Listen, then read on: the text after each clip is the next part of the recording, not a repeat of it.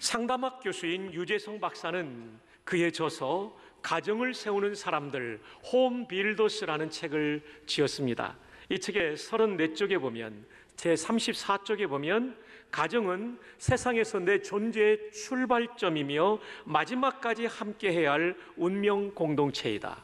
사람들에게 이런 질문을 던진대요. 당신의 가장 소중한 관계는 무엇입니까? 성도들에게는 1번이 하나님이고요, 2번이 가족과의 관계가 가장 소중하다, 이렇게 말하죠. 정말 가정은 소중합니다. 우리 존재의 출발점이며 우리의 인생의 마지막까지 함께 갈 운명 공동체가 우리 가족입니다. 가정은 정말 소중하죠. 그래서 우리는 이 가정을 향하여, 그리고 가족들을 향하여 최고의 사랑과 최고의 선물을 줄 수 있어야 되겠죠. 어느 회사에서 직원들에게 물어봤답니다. 아내가 제일 좋아할 최고의 선물이 무엇일까요? 남편들이 대답하기를 1번 보석, 2번 밍크코트. 그런데 그 부인들에게 물어보니까 답이 완전히 달랐어요. 1번 사랑해라는 말, 2번 고마워라는 말, 3번 미안해라는 말, 4번 처갓집에 잘하는 거. 여러분, 부인들이 바라는 것은 물질적인 것 이전에 사랑해라는 말이죠. 최고의 사랑, 그 중에 하나는 사랑해라는 말이겠죠. 근데 한국 남자들은 이 말을 잘 못합니다. 충청도 남자들에게 사랑해 이런 말 하라고 하면 뭐 영 싫지는 않지요 뭐. 전라도 남자들에게 사랑해라는 말을 부인에게 하라고 하면 거시기 해요 이렇게 됩니다. 경상도 남자들에게 사랑해라는 말을 하라고 하면 내는 때리치기도 그 말은 못한다. 이게 참 쉽지 않다는 것이죠. 그러나 이 말이 부인들의 마음에는 큰 격려가 됩니다. 옆에 계신 부인들에게 남의 부인한테 하면 안 되고요, 자기 부인에게, 자기 부인이 없고 미혼이거나 또 다른 자리에 있으면 그냥 마음으로 합시다. 옆에 있는 부인에게 말합니다. 시작. 네, 굉장히 따뜻해지죠. 우리 어르신들께서도 우리 정영웅 집사님도 이렇게 하시는 모습이 얼마나 아름다운지 너무나 감사해요. 우리 정영웅 집사님은 연세가 드신 다음에 부인 전도를 해서 같이 나오시는데 두네 분이 얼마나 신앙생활 잘 하시는지 몰라요. 정말 감사해요. 사랑해, 참 귀한 말입니다. 또 귀한 선물입니다. 근데 이에 못지않은, 아니 이보다 더 중요한 최고의 가족에 대한 사랑의 선물이 있다라고 오늘 성경은 말해주고 있죠. 이것을 알아가기 위해서 우리는 오늘 본문의 문맥을 살펴볼 필요가 있습니다. 오늘 본문의 문맥 앞에는 세례 요한이라고 하는 인물에 대한 말씀이 나오고 있습니다. 세례 요한이 권세 있는 말씀을 전하고 기적과 기사를 행하니까 사람들이 혹시 저 세례 요한이 메시아가 아닐까. 그래서 요한복음 1장, 오늘 본문이 요한복음 1장 40절부터인데요, 그 앞에 19절에 오면 물은 것에 대한 답이 나오죠. 당신이 누굽니까? 이 물음 속에는 혹시 당신이 메시아가 아닙니까? 당신처럼 강력한 메시지를 전하고 기적을 베푸는 분이라면 혹시 당신이 메시아가 아닙니까? 그때 세례 요한은 말합니다. 아닙니다. 나는 메시아가 아닙니다. 그리고 이어지는 문맥에 이렇게 말하죠. 나는 그저 광야에 외치는 소리입니다. 광야에 외치는 소리라는 것은 해석이 필요하죠. 고대에는 왕들이 출도할 때, 왕들이 어디를 가실 때 항상 전령이 앞에 서서 왕이 오신다라고 알려주고 백성들이 왕을 맞을 준비를 하고 있었죠. 지금 세례 요한이 나는 광야에 외치는 소리라고 할 때는 광야를 지나 우리에게 오시는 그 메시아가 오시는 것을 나는 알리는 전령에 불과하다. 나는 메시아가 아니고 나는 메시아의 오심을 알리는 전령에 불과합니다. 이게 광야에 외치는 소리라고 자기를 소개한 거죠. 참 귀한 분입니다. 사람이 인기를 얻으면요, 사람이 어디까지 올라가냐면 하나님 자리까지 올라가기 쉬워요. 예, 그렇다고 지금 휴대전화가 말하고 있습니다. 그러나 세례 요한은 자기가 누구인지를 정확하게 알았죠. 그리고는 또 이렇게 말합니다. 이 문맥 속에서 나보다 더 크신 분이 오시는데, 이 말은 메시아가 오시는데 나는 그분의 신발끈을 풀 수도 없는 존재입니다. 이것은 무슨 말입니까? 역시 문화적인 해석이 필요하죠. 그 당시에 신발을 신고 다니는데 모두가 비포장길 아니었겠습니까? 주인이 하루 종일 일을 보고 들어왔을 때 저녁이 되면 이 신발에는 온갖 먼지와 흙덩어리와 그리고 흙먼지와 그리고 땀이 범벅이 되어서 지저분해져 있을 거예요. 신발끈도 지저분해져 있을 거예요. 주인이 신발끈을 푸는 게 아니라 종 가운데 가장 낮은 종이 신발끈을 풀게 됐어요. 근데 세례원이 말합니다. 나는 그분의 신발끈을 풀지도 못할 존재입니다 라는 얘기는 자기를 정말 낮추고 있는 것입니다. 그렇죠. 미천한 피조물에 불과한 세례 요한에게 창조주 하나님이신 예수 그리스도는 메시아는 지극히 높으신 분이시죠. 그리고 나서 이튿날에 예수님을 이제 만나게 됩니다. 예수님께서 세례 요한에게 나올 때 요한복음 1장 29절에 이런 유명한 얘기를 합니다. 보라. 그 다음 뭐가 나옵니까? 세상 죄를 지고 가는 하나님의 어린 양이로다. 여기 주목하실 것은 라틴어 성경을 밑에 써놨습니다. 에케 아그누스 데이, 때로는 이 시 발음을 생략해서 야누스 데이라고 읽는 분도 봤어요. 에케, 보라는 얘기죠. 아그누스 데이, 아그누스는 어린 양이고 데이는 하나님의 소유격이죠. 데우스의 소유격, 하나님의 어린 양. 그렇습니다. 예수님은 사람이 준비한 양이 아니라 하나님이 손수 준비한 양입니다. 교회 처음 오신 분은 왜 예수님을 양이라고 하는지 이해가 안 되실 거예요. 그러나 유대의 문맥을 보면, 성경의 문맥을 보면 이해할 수 있습니다. 구약의 수많은 성도들은 하나님 앞에 속죄받기 위하여 속죄의 제물로 양을 드렸죠. 그래서 세상 죄를 지고 가는 하나님의 어린 양이라고 할 때 유대인들은 단박에 알아듣죠. 아, 저분이 우리를 위해서 속죄를 이루시는구나. 근데 문제는 사람들이 준비한 어린 양은 완전한 속죄를 이룰 수가 없었습니다. 왜냐하면 인간이 죄인인데 짐승이 죽는다는 얘기는 가치가 동급이 아니기 때문에 안 되는 것입니다. 그래서 하나님께서 할 수 없이 자신의 아들을 완전한 인간의 몸을 입혀 우리를 위해서 이 땅에 보내신 거죠. 이것을 성령의 감동으로 깨달은 세례 요한이 외칩니다. 보라! 세상 죄를 지고 가는 하나님의 어린 양이로다. 너희들이 준비한 불완전한 양이 아니라 하나님이 준비한 완전한 속죄제물, 그 예수를 통하여 우리의 속죄가 완성될 것이다. 에케 아그누스 데이, 라틴어로 이렇게 말할 수 있죠. 기독교 신앙은 이것이 핵심입니다. 우리를 위하여 제물이 되기 위해서 오신 그분, 그리고 그분이 제물이 되셨던 십자가를 빼면 기독교는 윤리에 불과합니다. 생명을 살리는 종교일 수 없습니다. 그러므로 우리는 오직 예수님만을 믿고 자랑하기를 바랍니다. 오직 그분이 달리신 십자가만을 믿고 자랑할 수 있기를 바랍니다. 근데 세례 요한이 이어서 이런 말씀을 하죠. 요한복음 1장 34절에 내가 보고 그가 하나님의 아들이심을 증언하였노라.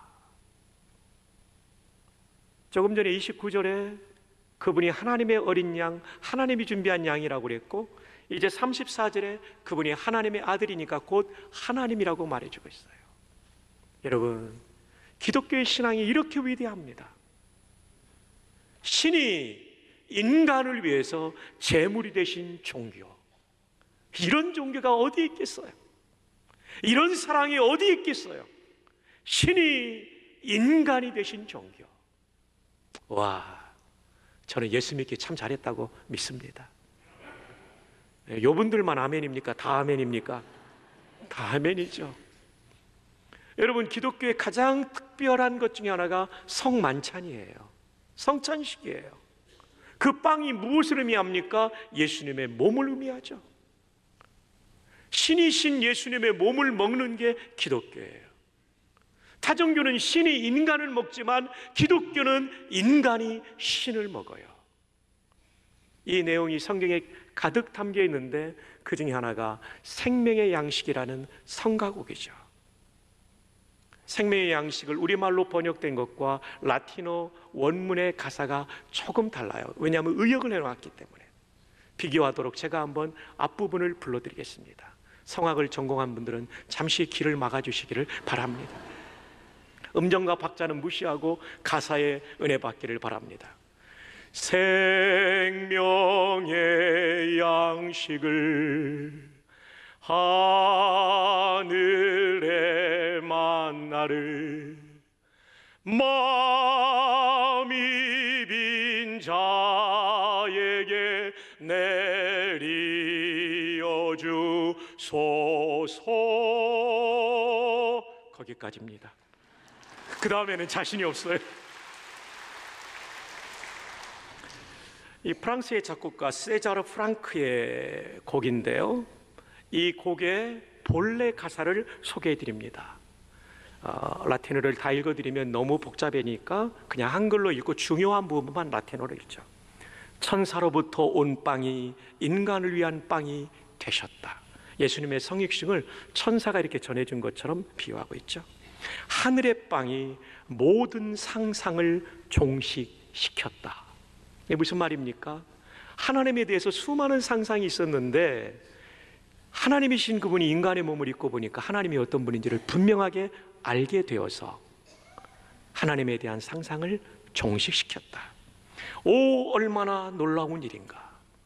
그 다음엔 저의 마음을 사로잡고 흔들어버린 가사가 나옵니다. 만두카트 도미눔.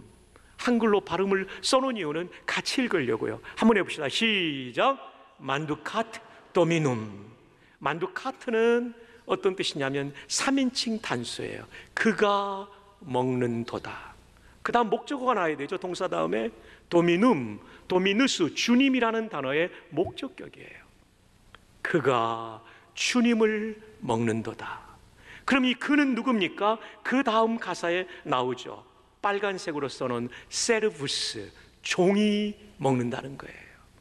종이 주인을 먹는 종교, 미천한 피조물이 하나님을 먹는 종교, 이 위대한 종교를 우리가 믿고 있는 것입니다. 예수님의 십자가 사건을 종이 주님을 먹는도다라고 비유하고 있는 것입니다. 근데 그 종은 어떤 종입니까? 빠우빼루, 빠우빼루. 가난하고 가난하고 가난하고 가난한 종, 빠우빼루, 빠우빼루, 세르부스. 그리고 어떤 종입니까? 에트 후물리스, 비천한. 그 다음에 세르부스가 생략됐겠죠. 비천한 종이, 가난하고 가난하고 비천한 종이 주님을 먹는 종교. 신이신 그분이 인간을 위해 죽임당하시고 마치 우리 입안에 음식이 들어가 부서지고 깨어지는 것처럼 십자가에서 부서지고 깨어주시고, 마치 음식이 들어가 육신의 생명을 살리는 것처럼 우리의 영원한 생명을 살려주신 사건, 이것이 십자가인 줄로 믿습니다. 만두카트 도미눔 빠우페루 빠우페루 세르부스 에트 후물리스. 비천하고 비천한 그리고 가난한 종이 주님을 먹는도다. 이 십자가의 사랑을 찬양합니다. 이 십자가의 은혜로 구원받은 줄로 믿습니다. 이것이 요한복음 1장에 나타나고 있는 세례 요한이 세상 죄를 지고 가는 하나님의 어린 양이시며 하나님의 아들이신 예수님 속에 담겨 있는 구원의 진리입니다. 자, 그런데 세례 요한이 또한 감사한 것은 자기의 제자들이 있었어요. 근데 세례 요한이 말하는 세상 죄를 지고 가는 하나님의 어린 양이라는 증언과 저분이 바로 하나님의 아들 하나님이라는 증언을 들으면서 이 제자들이 세례 요한을 떠납니다. 그리고 예수님께로 갑니다. 기분이 좋았을까요? 나빴을까요? 대답하기 어려운 거죠. 일반 사람 같으면 내 제자가 다른 스승을 따라가면 기분 나빠해요. 근데 세례 요한은 기분 나쁜 표정을 짓지 않습니다. 문맥을 볼 때. 왜냐하면 자기는 메시아의 심부름꾼이니까. 나보다도 메시아를 만나야지. 이것은 오늘의 영적 지도자들의 삶에 매우 중요한 교훈을 던지고 있다고 저는 믿습니다. 여러분이 저를 따라오기보다 예수님을 따라가기를 바랍니다. 우리 교육자들이 제자만을 인도하고 목양을 할 때에도 그분을 따라가기보다 예수님을 따라가기를 바랍니다. 그렇게 따라갔던 사람 중에 한 사람이 안드레입니다. 근데 안드레는 이 놀라운 구원의 소식을 자기만 간직하지 않습니다. 베드로에게 전해주죠. 그래서 이 안드레의 전도를 통해서 우리는 최고의 가족 사랑이 무엇인지를 알게 됩니다. 자, 그의 전도의 첫 번째로는 먼저 가족에게 전했다는 것입니다. 우리가 복음을 전하고 메시아이신 예수님을 소개해야 될 1번의 대상은 가족이라는 것을 잊지 마십시오. 왜냐하면 가족이 이 가장 소중한 구원을 받아야 되기 때문입니다. 우리가 예수님을 구주로 믿을 때 죄 사함을 받습니다. 하나님의 자녀가 됩니다. 하나님의 아버지가 되셔서 광야같이 힘든 이 땅에서 그 아버지가 내 손을 붙잡고 나의 평생을 인도해 주시는 은총을 누리는 것입니다. 이 아버지 얼마나 좋은지 몰라요. 초등학교 3학년 때 육신의 아버지가 돌아가셨는데 하늘 아버지가 저를 붙잡아 주니까 정말 힘이 나더라고요. 지금도 그 아버지 손 붙잡고 가고 저는 숨 지는 날까지 그 아버지 손 붙잡고 갈 거예요. 여러분도 그렇지 않습니까? 예수를 믿는다는 것은 이 아버지와의 기가 막힌 동행이죠. 그리고 언젠가 우리는 다 죽습니다. 그리고 우리의 영혼은 천국 가고 믿지 않는 사람은 지옥 가는데 이 소중한 천국이 우리에게 주어지는 거예요. 육신은 이 땅에 있지만 예수님 재림하시는 그날 이 죽었던 몸이 영광의 몸으로 영화로운 몸으로 부활될 줄 믿습니다. 아니 이보다 더 좋은 진리가 어디 있어요? 아니 이보다 더 좋은 선물이 어디 있어요? 그러므로 우리는 가족들에게 이 선물을 전함으로 최고의 사랑을 나눠야 되는 것입니다. 그래서 요한복음 1장 41절에 그가 먼저 안드레가 먼저 자기의 형제 시몬을 찾아 먼저 형제 시몬을 찾아가요. 누가복음 6장 14절에 보면 주보에 지금 제가 오타를 냈는데 베드로가 안드레의 형입니다. 누가복음 6장 14절은 베드로가 안드레의 형이에요. 그러니까 안드레가 자기 형인 베드로에게 먼저 찾아갔습니다. 먼저 찾아갔어요. 가족이 1번이에요. 가족이 1번이에요. 여러분 우리 교회에 오시면 오이코스라는 말을 많이 쓰는데요, 이 오이코스라는 말이 가족이라는 뜻이에요. 근데 헬라어의 오이코스는 직계 가족을 뜻할 때도 있지만 확대된 가족, extended family를 뜻할 때도 있습니다. 거기 나오죠. 집안에 거주하는 친척도 오이코스고 방문객도 오이코스고 고용인까지도 직원까지가 오이코스의 범위에 들어갑니다. LA에서요 라스베가스를 가다 보면 빅터빌이라는 도시가 나옵니다. 사막의 한복판에 있는 도시인데 거기에 있는 탐 머서라는 목사님의 교회는 무려 10,000명이 넘게 출석합니다. 등록수가 아니라 출석수 말하는 거예요. 그 목사님의 전도 방법은 오이코스 전도입니다. 그분은 이런 얘기를 하죠. 그분의 책에서 오이코스라는 책에 91쪽에 이런 얘기를 합니다. 하나님께서는 당신의 영향력 안에 최소한 8명에서 15명을 주셨습니다. 하나님께서는 당신 주변에 전략적으로 이런 사람들을 배치하셨습니다. 그 이유는 하나님께서 당신을 통해서 그 사람들을 구원하기 위함입니다.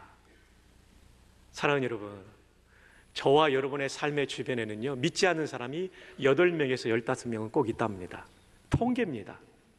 왜 이 사람들이 내 주변에 있을까? 이것은 하나님의 전략적인 포석이라는 것입니다. 왜냐하면 우리를 통하여 그들을 구원하기 위함입니다. 이것이 오이코스 전도예요. 여러분 주변에 여러분과 관계를 맺고 있는 8명에서 15명. 그래서 우리가 가족이라고 할 때는 제일 먼저 직계 가족을 전도해야 되지만 넓게는 전도하기 위해서는 내 주변에 있는 모든 사람이 확대된 가족 오이코스라고 말합니다.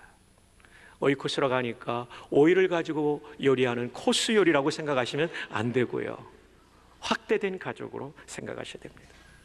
자, 이제 둘째 안드레가 한 것이 있습니다. 우리가 메시아를 만났다. 그냥 한마디예요. 자세한 설명이 없어요. 왜냐하면 안드레가 아직 예수님에 대해서 자세히 설명할 실력이 없었어요. 그냥 메시아 만났다. 메시아. 여러분 메시아라는 말 여러분 아시죠? 히브리 말에 또 아람어의 마시하, 영어로는 미사이어, 우리말로는 구원자, 그리고 신약 성경이 쓰여진 헬라어로는 크리스토스, 우리말로 그리스도로 발음하죠. 영어에 또 이게 크라이스트가 되죠. 한자로는 기독이 되죠. 우리가 믿는 기독교라는 것은 그리스도를 믿는, 메시아를 믿는, 구원자를 믿는 종교라는 거예요. 우리는 그냥 윤리생활 좀 좋게 하려고 예수 믿는 거 아닙니다. 우리가 믿는 기독교는 그분이 우리의 구원자가 되기 때문에 믿는 거예요. 도 닦으려면 금정산 올라가세요. 윤리생활 좀 잘 하려면 그런 거 배우러 가세요. 우리는 그것을 뛰어넘는 것입니다. 죄사함과 영생을 주는 것, 그 다음에 윤리 문제까지도 해결해 주시는 줄로 믿습니다. 그래서 메시아를 만났다, 내가 구원자, 구세주를 만났다라는 뜻이 되는 것입니다. 자, 그 다음 셋째, 이제 안드레는 요즘 말로 하면 메시아를 만났다는 얘기는 정말 예수님 믿으니까 좋습니다, 이런 얘기하고 온 거예요. 그 다음에 거기서 끝나지 않습니다. 세 번째로 안드레는 예수님께로 베드로를 데리고 옵니다. 초청해서 인도에 옵니다. 자, 요한복음 1장 42절, 데리고 예수께로 오니. 여러분, 전도를 어렵게 생각하지 마시고 모시고 오시기를 바랍니다. 바로 이 자리에 오시면 돼요. 그 다음에 중요한 말씀이 나오죠. 예수께서 보시고 이르시되 내가 요한의 아들 시몬이니 장차 게바라 하리라 하시니라. 게바는 번역하면 베드로라. 예수님 당시에 포로 시대 이후에 아람어가 공용어였죠. 아람어는 히브리하고 비슷한데 모음만 좀 다르다고 그러더라고요. 게바라는 말은 어떤 뜻이냐면 반석이라는 뜻이죠. 이걸 번역한다는 얘기는 헬라어로 번역하면 페트라, 베드로라고 번역이 된다라고 말씀하고 있는 것이죠. 사랑하는 여러분, 베드로를 보자마자 예수님께서 말씀하십니다. 너는 이 기독교의 중요한 인물이 될 것이다. 여러분, 그런 경우는 굉장히 많습니다. 내가 정말 전도한 사람이 내가 역할하는 것보다 더 소중한 역할을 하는 사람들이 많습니다. 안드레 경우도 그렇습니다. 안드레도 예수님의 제자지만 훨씬 더 중요한 역할을 그가 전도한 그의 형 베드로가 역사 속에 감당하는 거죠. 여러분, 얼마나 기쁠까요? 우리의 전도자 가운데 하나님의 구원 역사의 드라마에 중요한 배역을 맡는 사람들이 이번 전도 가운데 나타나기를 주님의 이름으로 축복합니다.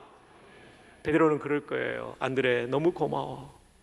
내가 제일 고마운 분은 예수님이고, 나를 위해 죽어주시고 나를 제자로 삼아주신 예수님이고, 두 번째로는 안드레야.